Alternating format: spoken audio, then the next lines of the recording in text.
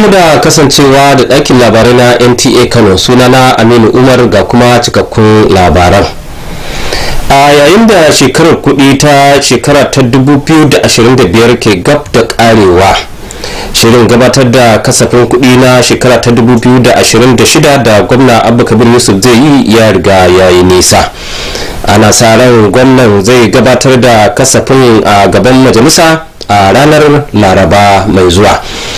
Hakan ta bayyana ne a zaman majalisar na yau, bayan da shugaban majalisar Jibrin Ismail Fargore ya karanta wasikar da aka aiko daga bangaren zattaswa. Samira Hamisu Shira na dauke da cigaban rahoton. Da yake karanta wasikar da gwamna Abba Kabir Yusuf ya aiko wa majalisar, shugaban majalisar Jibril Ismail Falgore ya bayyana cewa kasafin kuɗin shekara ta 2026 zai dora ne akan ayyukan ci gaba da gwamnati mai ci a yanzu take ɗabbakawa a jihar Kano, a inda gwamnan ya nemi majalisar ta hanzarta wajen zartar da shi. A wani ci gaban kuma majalisar ta zartar da kudurori da dama na samar da hanyoyi da magudanan ruwa domin inganta rayuwar al'umma a sassa daban-daban na jihar nan.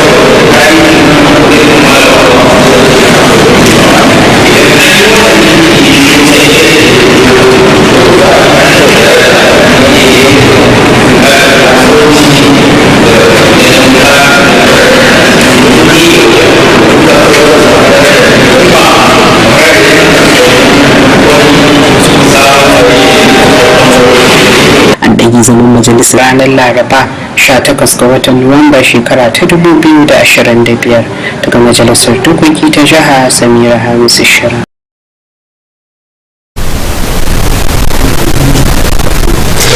Manyan masu ruwa da tsaki a fannin kula da shara sun fara tattaunawa kan yadda za a shigo da 'yan jari bola, wato waɗanda ke tattarawa, warewa da kuma sake yin amfani da karan sharar a faɗin jiha cikin tsarin alkinta shara a hukumance.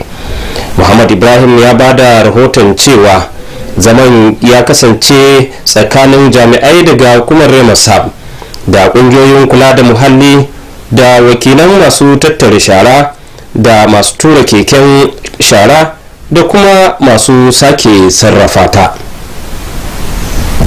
Tattaunawar ta fi mayar da hankali kan hanyoyin da za a bi domin shigar da masu tattara shara, 'yan aikin jari bola da masu sarrafa shara cikin tsarin kula da shara na jihar Kano.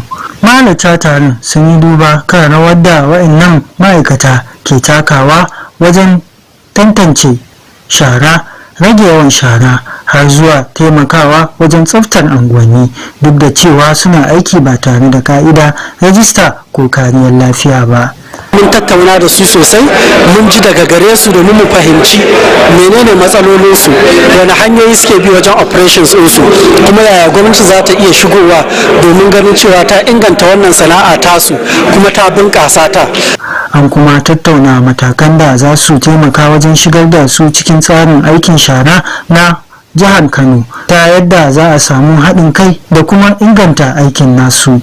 Tattaro wannan kwarewar tamu yadda zai zama da cewa ya amfani gwamnati da sauran jama'a wanda suke aiki a wannan bangaren wannan jihar. Kokarin da za mu yi dama shine mu bada haɗin kai farko kenan.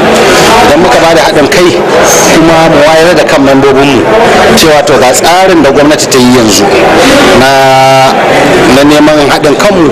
CFRO Consultative Forum za ta tabbatar insha Allah a biya jaddadu idan ana buƙatar technical support na kwakwalwa na waɗanda suke masu hannu da shuni domin masu ruwa da tsaki sun bayyana fatan cewa wannan shiri zai ƙara inganta tsaftar muhalli a Kano ya bunƙasa sarrafa shara tare da samar da mafi kyawun tsarin gudanar da shara a faɗin jihar.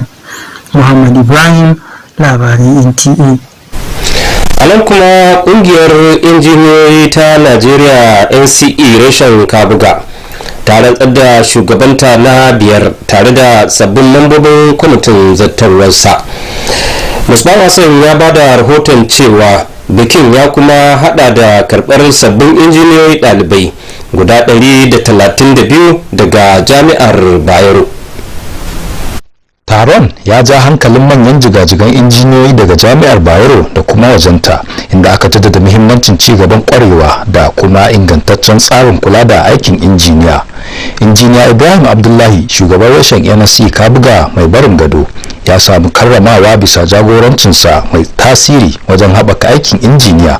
A yayin da sabon shugaban da aka rantsar, injiniya Gambo Haruna Yunusa, ya yi alkawarin ci gaba da bin tafarkin inganci, haɓaka kirkire-kirkire da kuma karfafawa sabbin injiniyoyi domin ci gaban ƙasa. Tunda muka ga muna lokaci ne na ci gaba, technological advancement, to za mu yi kokari insha Allah wajen kawo abubuwa da suka shafi wannan bangaren yadda za a taimaka mutane, especially harka ta AI din da cika duniya yanzu, to yadda za a amfani da ita injiniya da insha Allah za mu yi kokari wajen kawo wannan da kuma yin workshops da sauransu wajen taimaka members din. Masu jawabi na musamman sun ba mahalarta ƙwarin gwiwa da shawarwari kan kirkire-kirkire da kyawawan ɗabi'u na injiniya, inda suka yi kira ga sabbin mambobi da su dage wajen sadaukarwa da hidima ga cigaban ɗan adam a Najeriya. Wannan matsayi da Allah ya bashi ya kamata ya dauke shi a matsayi ne na ya jawo kowa da kowa a kusa da shi su tafi tare, don duk wata kungiya ba ta tafiya ko wani tsari baya tafiya sai da jama'a. Inda Kabuga brand suke yi is in line, kuma suna kokarin tabbatar da cewa yaran da suka yi sun bi duka ka'idar da suka yi ya kamata su bi ta koyon karatun injiniya. Haka kuma tare da sabbin mambobin kwamitin zartarwa da aka rantsar, sabbin injiniyoyin da aka rantsar su ma sun zama wakilai na sabon karni na injiniyoyin Najeriya, waɗanda za su bayar da gudunmawa ga cigaban ƙasa ta hanyar ƙwarewar fasaha da kuma kawo mafita mai ɗorewa. An baiwa wasu muhimman mambobin reshen NSC Kabuga kyaututtukan godiya da lambar yabo. Misbah Hassan, labaran NTA.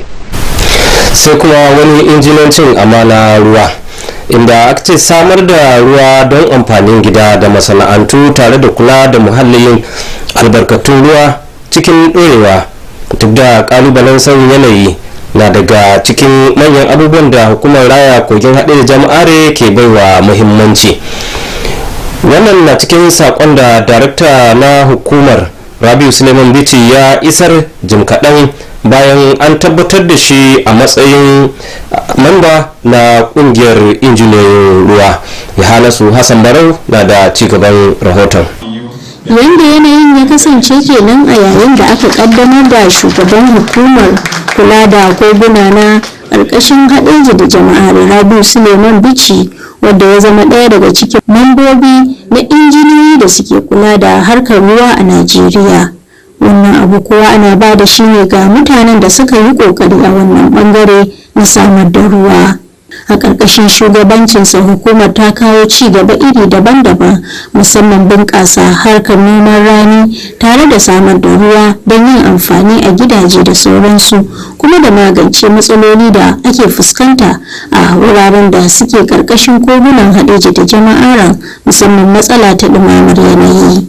Baya wuce wata 3 wato kwana 90 kenan kuma ƙasa da haka, kuma yawansa yana raguwa daga wajen 100 mm yana digewa da wajen 750 zuwa ƙasa da haka. To wannan ya zama dole duk injiniyoyi da suke da harkar ruwa da duk wanda da yake da alaka da harkar ruwa ya tashi tsaye ya bi tsarin da duniya ta fito da shi. Yayin wannan taro an samu wakilcin mutane daga bangarori daban-daban wanda suka ba da shawarwarin irin hanyoyin da za a bi domin a bunƙasa harkar samar da ruwa da magance matsaloli da ake fuskanta a wurare daban-daban domin ci gaban ƙasa. Yohanasu Hassan Barau, labaran daga ɗakin na labarai na NTA Kano kuma labaran zai ɗora bayan mun kawo muku wannan sako. Gajere ina da customer da suna jira a shagona yanzu dan da kan maza ka sassaka mu giwaye 15 dori na 12. Alhaji na ji ba damuwa.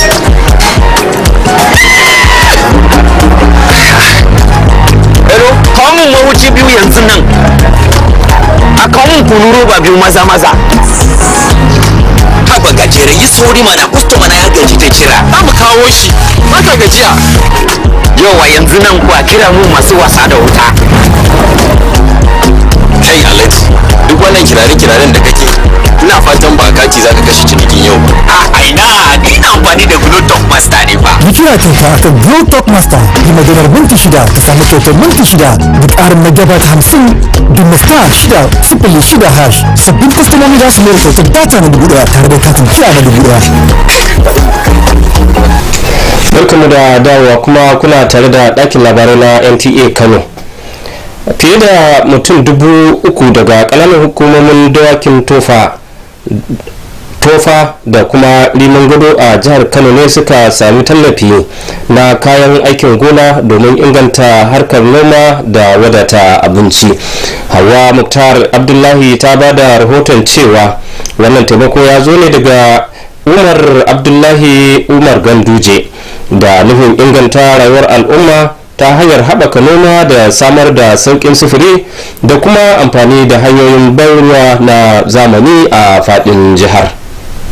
Shirin na ƙarfafa gwiwa ya haɗa waɗanda suka amfana daga ƙananan hukumomin tofa, dawakin tofa da rimin gado na jihar Kano. An raba waɗanda suka amfana kayayyaki da suka haɗa da taki, maganin ciyawa, iri na zamani da famfunan ban ruwa masu amfani da hasken rana, dukkansu domin tallafawa ci gaban noma.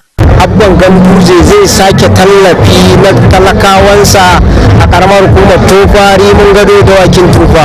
daga kan baba Ganduje zuwa gwagwa zuwa zuri'arsa duk abin da suke nema a duniya Allah ya ba su, Allah ya sa su gama da duniya lafiya. An kirkiri wannan shiri ne domin inganta rayuwar jama'a ta hanyar ƙara yawan amfanin gona, inganta hanyoyin sufuri na cikin gida da faɗaɗa damar amfani da tsarin ban ruwa na zamani a faɗin jihar Kano. Kuma dalilin yin haka shine mu samu wa matasa abubuwan aiki, abin rike kansu, kuma mu tabbatar cewa ayyukan da shugaban kasa yake yi da damar da ya bamu ba kawai mun yi aiki ba amma mun zo kasa su ma mutanen mu na kasa suna ganin abubuwan da muke yi.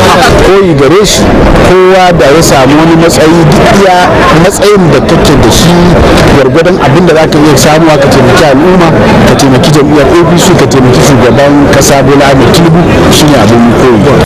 A wani muhimmin mataki na siyasa, sama da mambobi 200 ne na tsohuwar jam'iyyar NPP suka shiga jam'iyyar APC a yayin taron. Hawa Muktar Abdullahi a labaran NTA.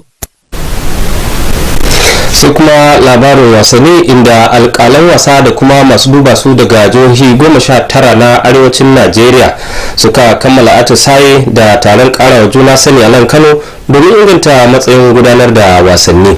Masaudu Aliyu ya ba da rahoton cewa atisayen da ya ɗauki kwanaki da dama ya ƙunshi gwaje-gwajen aikace-aikace da darussa a cikin aji da nufin ƙara ƙwarewa da fahimta.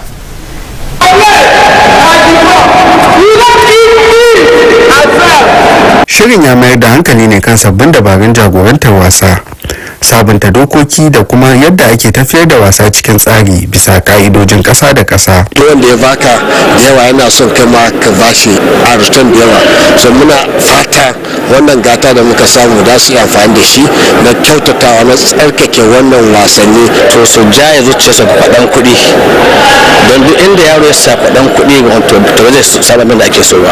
Dokar ƙwallon ƙafa a duk shekara ana canja ta, yau za ka ga cewa ga irin hukunci gobe kuma sai ka ga an canja shi. Wannan shi zai ba da dama a gaya musu irin sababbin dokoki da aka canja da kuma yadda za su yi amfani da su a fili da kuma yadda za su fassara su idan sun faru a lokacin da suke gudanar da alƙalanci. Masu masu halarta sun gudanar da gwaje-gwaje iri-iri tare da samun sabbin bayanai da ake sa ran za su kara musu kwarewa a lokacin gudanar da wasanni.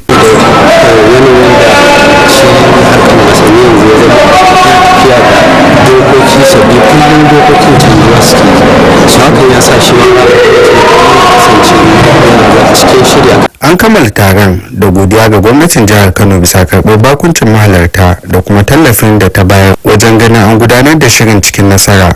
Mas'ud Aliyu, labarai NTA. To labaran nan kenan, Amin Umar ke cewa bisalam.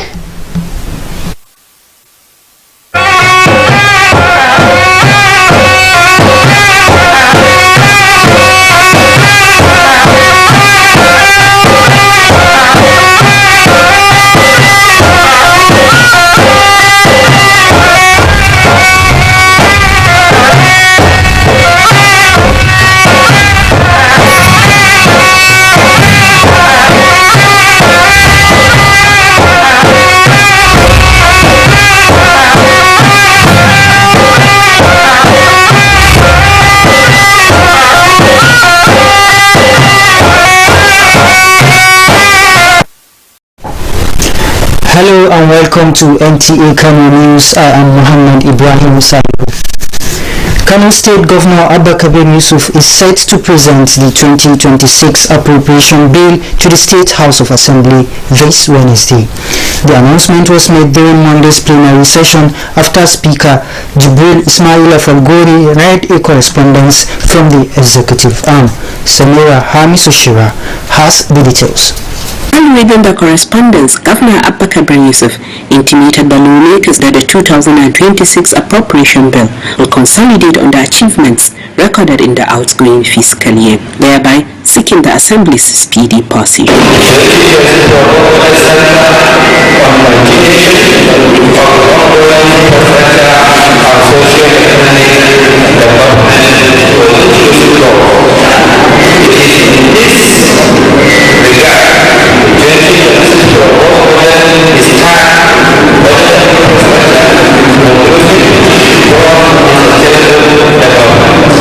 In another development, the House has adopted several motions for the construction of roads and drainages in parts of the state. The House has been adjourned to Wednesday, the 18th of November 2025. From the Kano State House of Assembly, Samira Hamisu-Shira. Meanwhile, key actors in the waste sector have opened a dialogue on how informal waste workers, those who collect, sort and recycle materials across the city, can be formally integrated into the state waste value chain.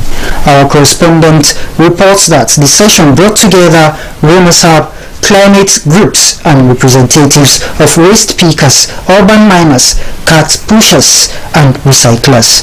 The report. Discussions focused on how informal waste pickers, scavengers, urban miners, and recyclers can be formally integrated into Kano State's waste management system. Participants reviewed the current roles of these informal waste workers, noting their contribution in recovering recyclables, reducing waste volumes, and supporting community sanitation despite operating without regulation, recognition, or safety measures. Hear from them about their challenges, the opportunities, their method of operation, and other way government can come in to assist in formalizing them by training them, by giving them all the necessary equipment and other things that they need to improve their operations. The session also examined practical strategies for transitioning these workers into the formal waste value chain. Most of the waste pickers that are into waste recycling or waste picking are not registered. So we will register them and make sure that we all accommodate everyone. Also bring in experience from other locations where we work so that both the state government in Kano and other stakeholders can benefit from what's happening elsewhere. Inshallah, it will bring economic development, increase GDP of Kano, and bring employment opportunities. There was a shared optimism that formal integration will improve efficiency in the state waste management framework and expand recycling efforts towards a cleaner and more sustainable Kano. Muhammad Ibrahim, NTA News. to engineering matters. The Nigerian Society of Engineers Kabuga branch has inaugurated its 5th chairman and executive committee members. Ms. Bawa Hassan reports that the event also featured the induction of 132 graduate engineers from Bayero University, Kano. The event drew prominent figures from the Bayero University engineering community and beyond, underscoring the importance of professional development and regulatory excellence in engineering practice. Engineer Ibrahim Abdullahi, outgoing chairman of NSC Kabuga branch, was honored for his impactful leadership in advancing engineering practice, while the newly inaugurated chairman, Engineer Gamba Haruna Yunusa, pledged to uphold excellence, drive innovation, and empower emerging engineers of the society for national growth. Track up. I'm going to focus on 4 items. These items are welfare of my members. Number 2 is going to be young engineers and graduate members, and also the old members of the Nigerian Society of Engineers.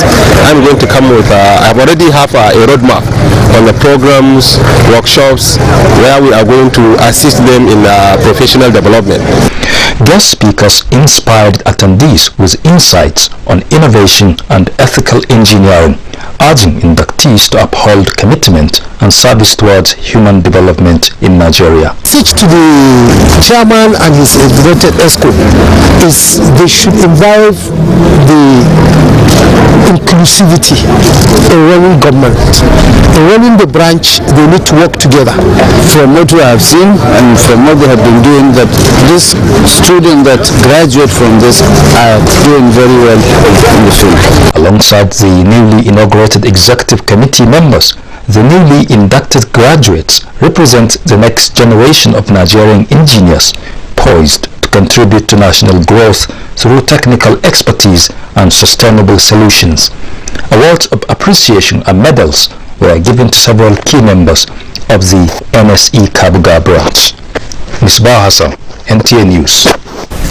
In a related development, provision of water for domestic and industrial use as well as sustainable management of vital ecosystem in the face of current climate changes will continue to be the top priority of the Hadija Jama'ari River Basin Development Authority.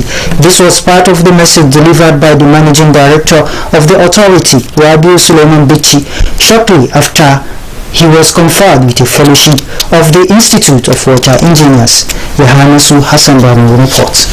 I confirm on you Appias fills the role as the Managing Director of the Hadija Jama'ari River Basin Development Authority. Rabiu Suleiman Bichi was conferred with a fellowship of the Nigerian Institute of Water Engineers, an honor reserved for professionals who demonstrate exceptional impact in the water sector. So it's not only the construction but also the management. So we need great managers like you, great and experienced professionals like you to really identify with the institution, to bring your own expertise, your own experience, both at the chapter, Kano level and also national level. Under his leadership, the authority has strengthened irrigation system, expanded access to water, and intensified efforts to safeguard the fragile ecosystem of the Hadija Jama'ari River basins, areas increasingly threatened by climate change. This fellowship holds a deeper significance for me because of the critical mission we are entrusted with at the Hadija Jama'ari River Basin Development Authority. Our work is not just about concrete and steel, it is about life itself. It is about water security for millions, irrigation for food security. The event brought together policymakers and experts who emphasized the urgency of sustainable water solution as communities across the region confront water scarcity and unpredictable weather patterns. In Kano, Yohanasu Hassan Baro, NTA News. More than 3,000 residents from Tofa, Remungado and Dawakil Tofa local government area of Kano State gathered for a major empowerment event in Kano. where they received support to boost agricultural productivity.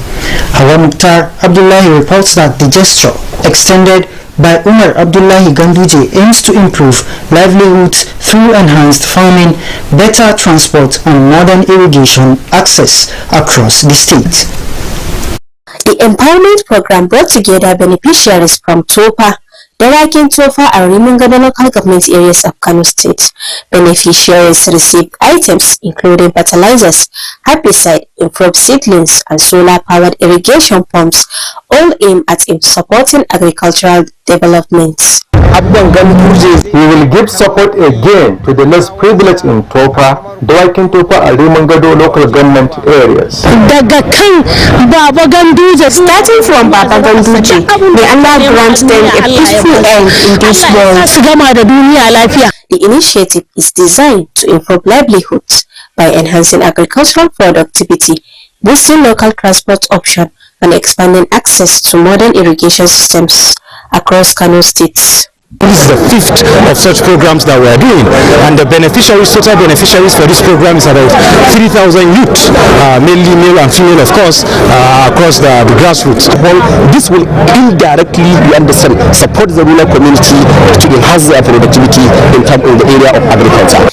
In a significant political move, more than 200 former members of the New Nigerian People's Party (NNPP) officially joined the APC during the events. Hawa Mukhtar Abdullahi, NTA News.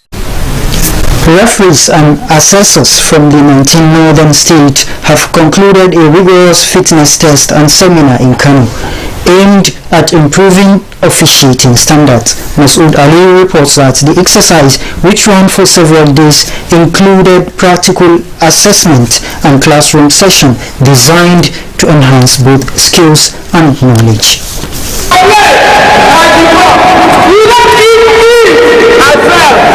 The program focused on modern refereeing techniques, fitness, rules updates, and effective match management in line with international standards. We expect them to go straight and apply the law of the game and so that we are very good officiating and successful matches in all the venues of the matches.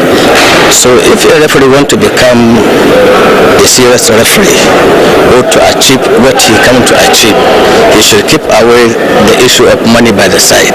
From the instructor side and from the we that organize and from the state government, we achieve so many things. Participants completed various fitness drills and training sessions, gaining insight that are expected to improve their performance on the field. Referee, we have also taught them about positioning and reading, because it's not enough to be a good referee. If you are not in a good position, you can make a correct decision. I have learned a lot in terms of technical and physical, as well as the challenges of the rest of the game.